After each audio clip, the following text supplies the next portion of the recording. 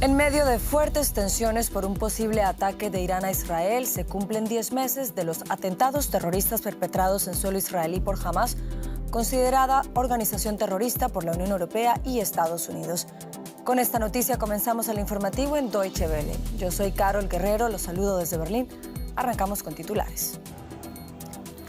Estados Unidos asegura estar haciendo todo lo posible para evitar una escalada en Oriente Medio y afirma estar más cerca que nunca de una tregua en la Franja de Gaza, a pesar de las tensiones que ha provocado la muerte del líder de Hamás, Ismail Haniyeh, en Irán. En Venezuela, el candidato opositor Edmundo González Urrutia, a quien varios países consideran vencedor de las elecciones presidenciales del 28 de julio, no asistió a una citación del Tribunal Supremo de Justicia, según argumentó, para no poner en riesgo su libertad. Y quien pronto será nuevo presidente interino de Bangladesh está en un avión rumbo a su país. Muhammad Yunus, Premio Nobel de la Paz, ha salido hoy de París dispuesto a ayudar a Bangladesh a resolver sus problemas tras semanas de violentas protestas que derrocaron al gobierno.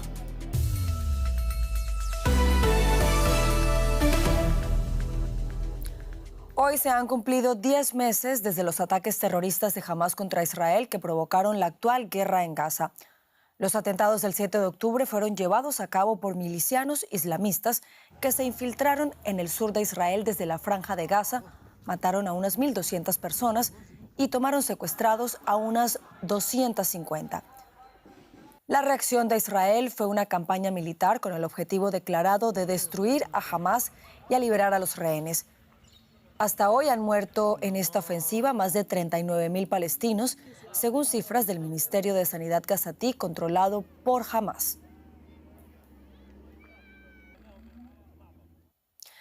Y hoy más que nunca aumenta el temor de que se desate una guerra regional. A petición de Irán, la Organización de Cooperación Islámica celebra una reunión de emergencia en Arabia Saudita. El tema principal de la cita será la situación tras la muerte del líder de Hamás, Ismail Haniyeh, la semana pasada en Teherán. Mientras tanto, Estados Unidos intenta evitar que el conflicto se extienda. El secretario de Estado Antony Blinken ha hecho un llamado tanto a Irán como a Israel para que rebajen la tensión. Escuchemos lo que dice. Trabajamos intensamente para rebajar las tensiones en Oriente Próximo y evitar que se extienda el conflicto. En los últimos días hemos estado en contacto permanente con socios de la región y de fuera de ella. En esas conversaciones hemos escuchado un claro consenso.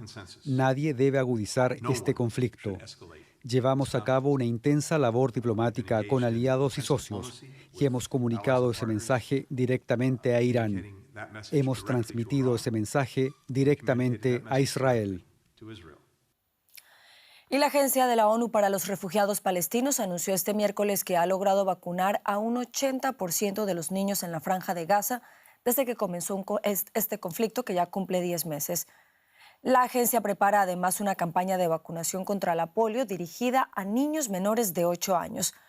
Una labor fundamental para evitar la propagación de enfermedades que se vio ensombrecida después de que el Departamento de Asuntos Internos de la ONU divulgara el pasado lunes que 9 empleados de esa agencia pudieron estar involucrados en el ataque terrorista del pasado 7 de octubre. Tras el anuncio, los implicados han sido despedidos, aunque el organismo especificó que no pudo verificar independientemente las pruebas en custodia israelí. Ampliamos informaciones con la periodista Maya Siminovich, a quien saludamos a esta hora. Maya, buenas noches. ¿Cómo ha recibido Israel estas declaraciones del Departamento de Asuntos Internos de la ONU que dice que 9 de sus empleados sí pudieron estar involucrados en esos ataques del 7 de octubre? Hola, Carol. Bueno, hay varios Israeles. Está el Israel de la calle, que seguramente está a favor de que cualquier muestra internacional, particularmente de la ONU o vinculada a la ONU como este organismo independiente, corrobore lo que han visto con sus propios ojos y lo que han sentido. Ha habido imágenes que se han visto esta misma semana de un trabajador de la ONU matando y arrastrando el cuerpo de Jonathan Samerano, un chico que vivía ahí en los kibbutz de la frontera colindante con Gaza. O sea que hay pruebas de que ha habido gente de la UNRWA, sueldo de la UNRWA, y que han formado parte del asesinato y de la masacre. Y hay mucha gente de la UNRWA que no ha formado parte de esto, pero que algo lo corrobore y un organismo independiente, aunque sean solamente 9 miembros, de los más de 100 que presentó Israel. Por eso el otro Israel que podemos decir es el representado por el embajador de Israel en la ONU, Erdan, que dijo muy enfadado que es una vergüenza esta investigación y que de los más de 100 trabajadores de la UNRWA solamente se han fijado y solamente han despedido 9. Así que, como siempre, hay un poco de las dos cosas, pero hay un reconocimiento de algo que ha estado sucediendo. Maya, y a propósito de ese llamado de Blinken a Israel, pero también a Irán para evitar una escalada en la región, ¿se espera que este mensaje sea escuchado en un momento en el que se espera un ataque inminente por parte de Teherán a Israel? Se espera muchísimo que sea esto es un titular que dice que tal vez Irán se va a repensar su ataque. Creo que hay escepticismo en la idea. Aparentemente estos hombres militares, políticos, deciden que tienen que devolver la humillación. Todo esto se trata de una humillación tras otra, ¿no? Un ping-pong de tú me hiciste, yo te hice.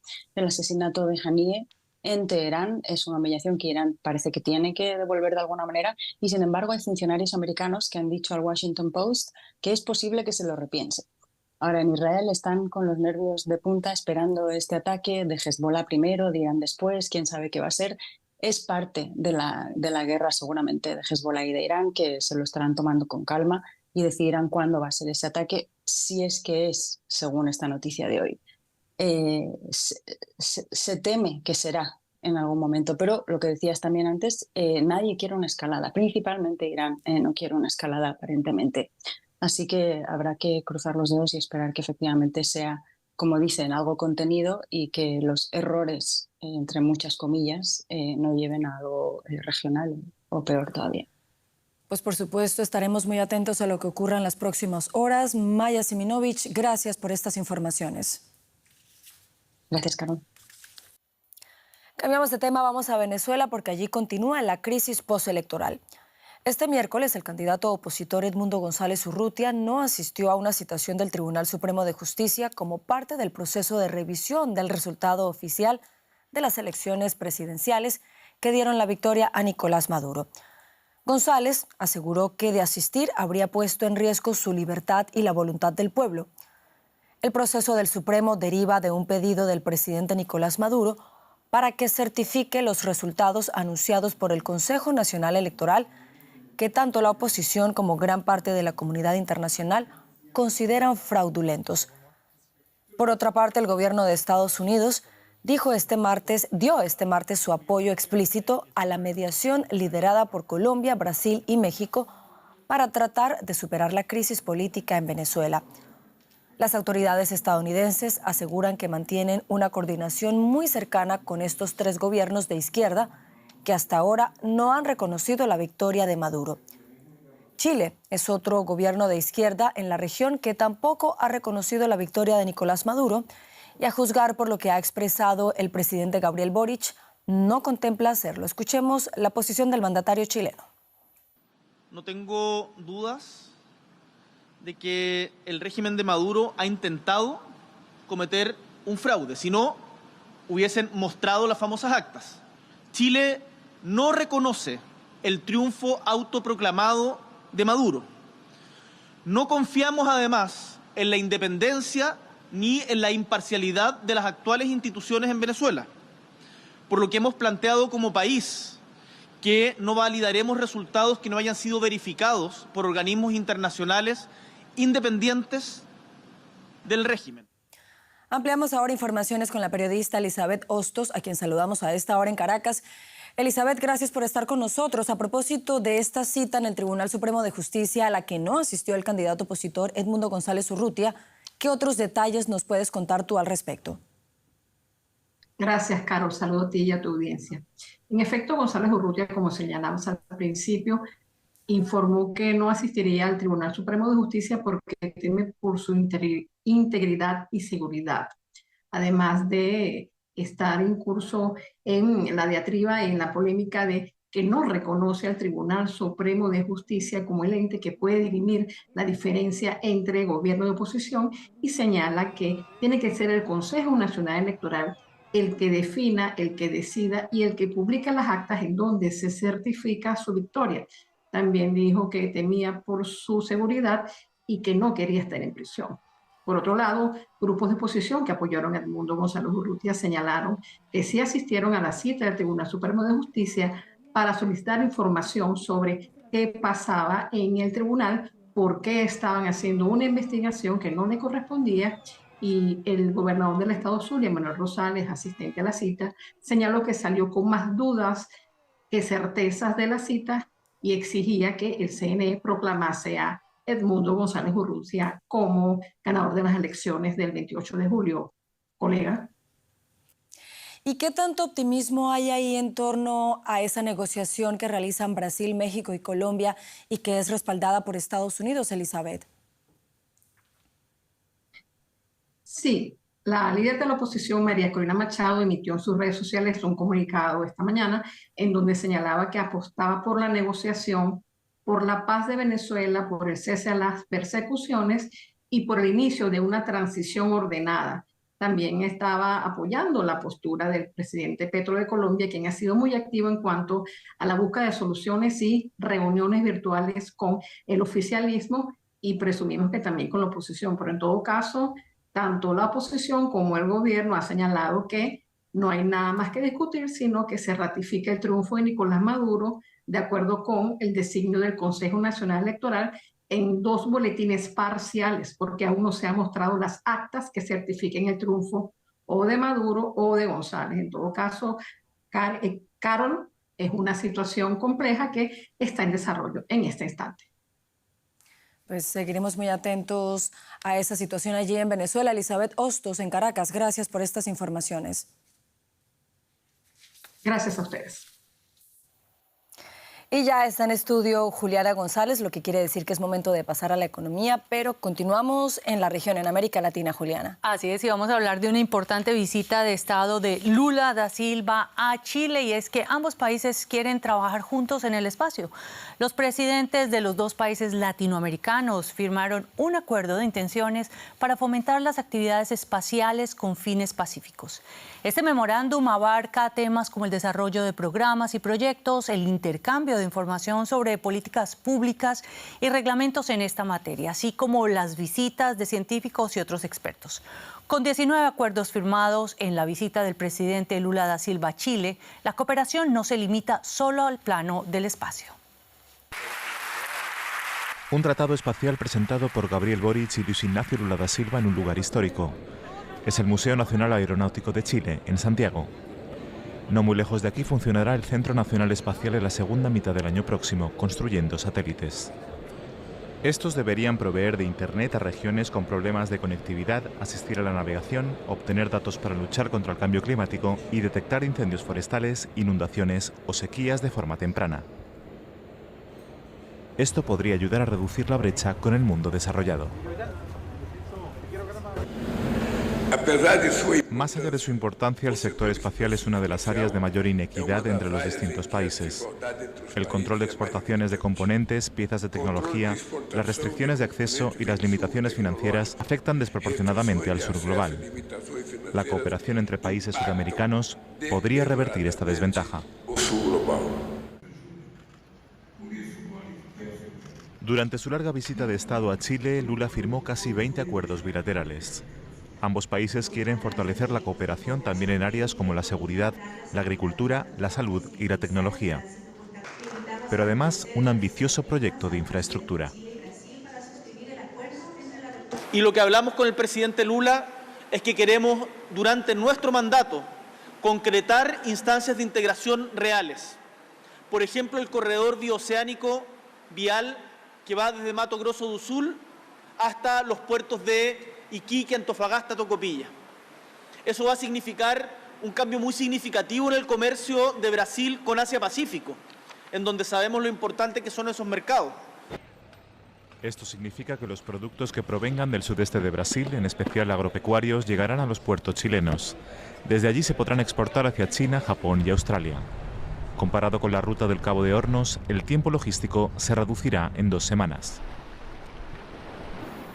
Y nosotros invitamos a Eduardo Crespo, economista y profesor de la Universidad Federal de Río de Janeiro. Muchas gracias, profesor Crespo, por aceptar nuestra invitación.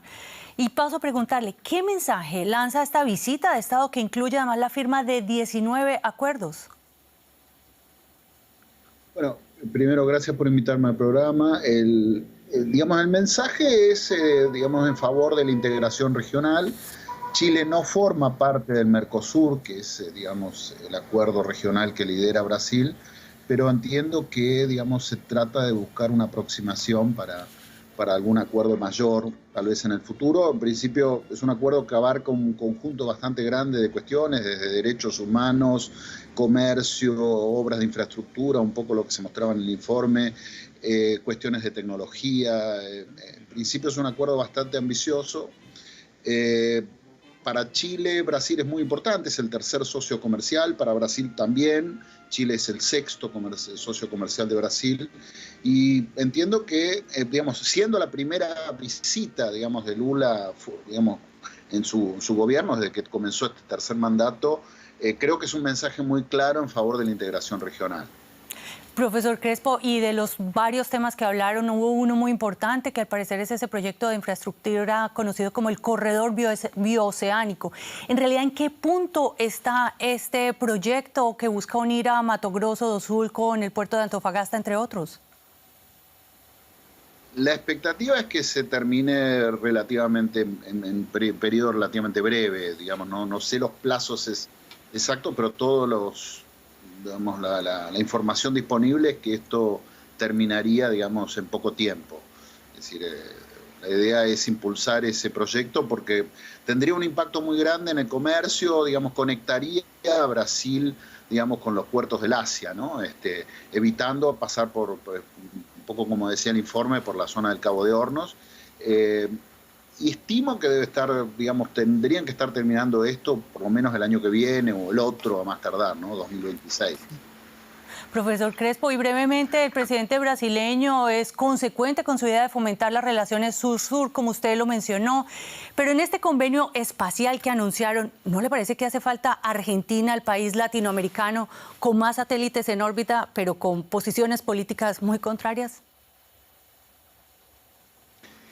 Sí, coincido plenamente. El tema es que la relación especialmente, no diría Argentina-Brasil, pero la relación entre Lula y el presidente Milei es la peor imaginable. Han intercambiado insultos, fundamentalmente de parte de Milei. Lula dijo que él hasta tanto no tenga un pedido de disculpas de Milei no se va a reunir con Milei. Unas semanas atrás hubo una reunión en el Mercosur, en Asunción del Paraguay, a la cual Milei no concurrió, pero al mismo tiempo estaba viajando ese día hacia Brasil a reunirse con Bolsonaro, es decir, con la oposición más dura que tiene Lula, prácticamente una declaración de guerra al gobierno de Lula.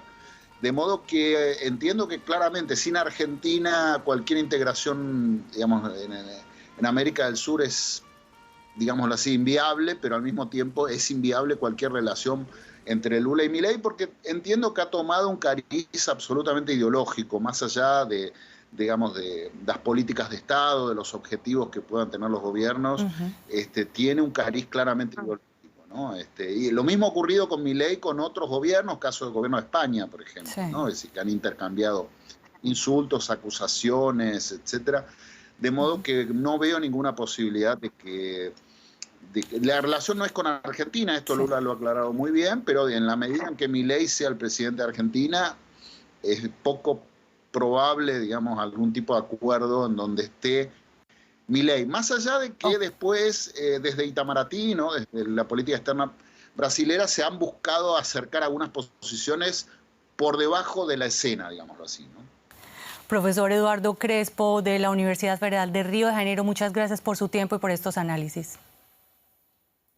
No, gracias a ustedes por invitarme al programa. Bueno, Carola, así están las cosas en la región, pero tú con más noticias del mundo. Sí, Juliana, nos vamos a Asia. En Tailandia, el Tribunal Constitucional ordenó este miércoles la disolución del Partido Reformista Avanzar, que no pudo gobernar pese a ganar los comicios del año pasado.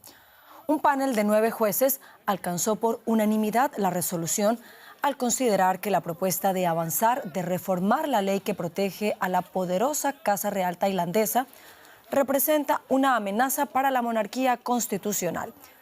Además, el veredicto de la Corte inhabilita al líder del partido, Pitalim Harroen-Rat, a ocupar un cargo político durante los próximos 10 años. Escuchemos ahora lo que expresó el líder del partido opositor Avanzar ante los medios. Disuelven nuestro partido tras ganar las elecciones de 2023, un año después. Ahora nos disuelven y a muchos de nosotros se nos proscribió por 10 años. Pero tengo mi libertad y mis derechos para insistir en nuestra inocencia, que no tenemos ninguna intención de traición o sedición, ni de tratar de separar a la monarquía de la nación, del país de Tailandia. Y seguimos en Asia porque en Bangladesh parece que se recupera la calma luego de que el Premio Nobel de la Paz, Muhammad Yunus, aceptara dirigir un gobierno interino. Esta era una de las exigencias clave de los líderes estudiantiles que encabezaron las violentas protestas que provocaron la caída de la primera ministra Sheikh Hasina y dejaron más de una centena de muertos. Yunus ya se ha comprometido a celebrar elecciones próximamente. Muhammad Yunus era todo sonrisas antes de partir desde el aeropuerto de París. Estoy deseando volver a casa para ver cómo están las cosas y cómo podemos organizarnos para salir del problema en el que estamos. Yunus regresaba a Bangladesh tras la violenta represión de las protestas estudiantiles que el lunes llevaron a la primera ministra Sheikh Hasina a dimitir y huir a India.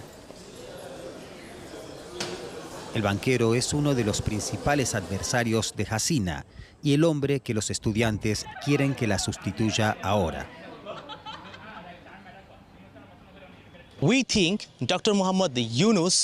Creemos que Muhammad Yunus es la persona más importante de Bangladesh en este momento. Nosotros, los estudiantes revolucionarios, propusimos su nombre para la jefatura del gobierno provisional.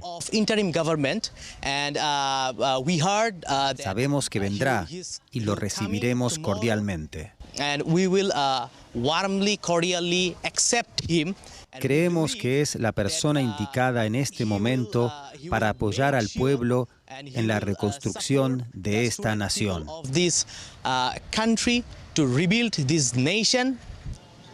Esperamos que cumpla con las demandas de los estudiantes, que son la agenda de 9 puntos, y esto incluye apartar de sus funciones a los asesinos de nuestros hermanos, incluidos los efectivos de seguridad que estén implicados en asesinatos y torturas. Yunus ha recibido el visto bueno del presidente para jurar su cargo como líder interino. Este economista de 84 años y su banco Grameen ganaron el Premio Nobel de la Paz en 2006 con un proyecto de microfinanciación al que se atribuye haber sacado de la pobreza a millones de bangladesíes. Conocido como el banquero de los más pobres entre los pobres, se enfrentó a duras represalias del régimen de Hasina, que lo acusó de explotación y le imputó más de 100 cargos penales, acusaciones que él niega. En una declaración escrita, Yunus calificó el fin del gobierno de Hasina como el segundo día de la victoria de su país e hizo un llamamiento a la calma tras semanas de disturbios. Yunus se iniciará en la política llenando un gran vacío de poder en Bangladesh.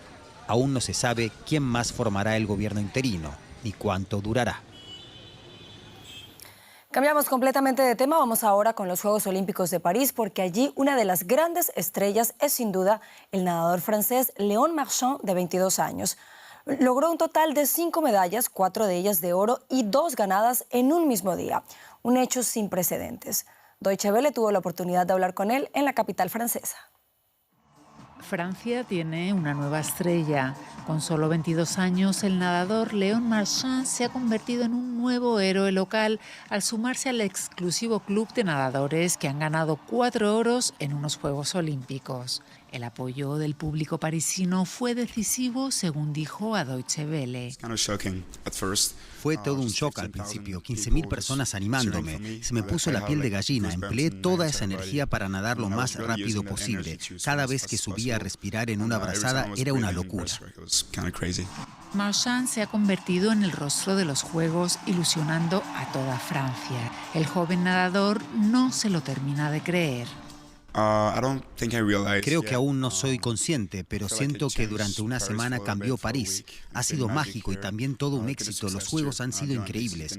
Todo el mundo viendo deporte. Esto es muy raro, especialmente para nosotros los atletas. Es increíble verlo. La atención que ha cosechado Marchand se debe a toda una proeza: ganar los 200 metros mariposa y los 200 metros braza en la misma noche. Incluso el estadounidense Michael Phelps y su entrenador Bob Bowman se quedaron atónitos. Su entrenador y el mío no querían que lo hiciera porque era como imposible. Nunca se había logrado antes. Era un enorme reto para mí y me hacía mucha ilusión lograrlo, pero no sabía que fuese posible. Es probable que Léon Marchand siga dando mucho de qué hablar. El récord de Phelps de 23 oros olímpicos puede parecer inalcanzable, pero Francia tiene grandes expectativas. Seguimos con noticias olímpicas desde París. España consiguió la primera medalla de oro de este miércoles en una nueva disciplina en los Juegos. El relevo mixto de marcha se disputó en las calles del centro de la capital francesa. Vencieron los españoles Álvaro Martín y María Pérez, bicampeones del mundo. La plata fue para la pareja ecuatoriana. Y en otra espectacular modalidad deportiva, la escalada de velocidad femenina, la polaca Alexandra Miroslav se colgó el oro. Es su primera medalla olímpica. Miroslav dominó. Hasta aquí las noticias. Sigan conectados a Deutsche Welle. Yo los espero en menos de una hora con más noticias.